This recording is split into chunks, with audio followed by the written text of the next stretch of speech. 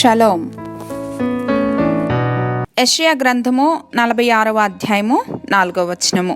ముదిమి వచ్చు వరకు నిన్ను ఎత్తుకొనువాడను నేనే, తల వెంట్రుకలు నెరయు వరకు నిన్నెత్తుకొనువాడను నేనే చేసి ఉన్నాను, చంక పెట్టుకొనువాడను నేనే, నిన్ను ఎత్తుకొనుచు రక్షించువాడను నేనే. Even to your old age and grey hairs I am he who will sustain you. I have made you and I will carry you. I will sustain you and I will rescue you. పిల్లలు ఎంత పెద్దవారైనా సరే తల్లిదండ్రులకు వారు పిల్లలే. ఈనాటి వాగ్దాన వచనము మనకు అదే జ్ఞాపకం చేస్తుంది. చిన్న పిల్లల వంటి మనస్తత్వంతో ఎప్పుడూ పరమ తండ్రిని మనం ఆశ్రయించవచ్చు.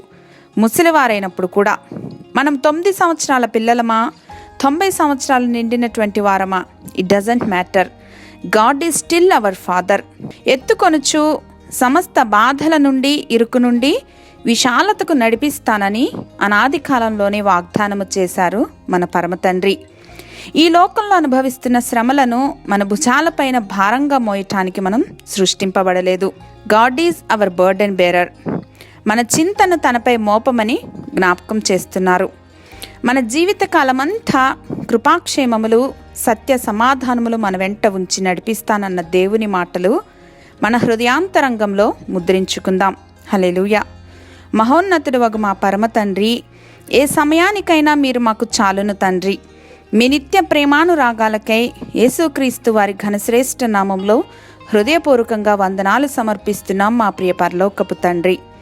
ఆమెన్.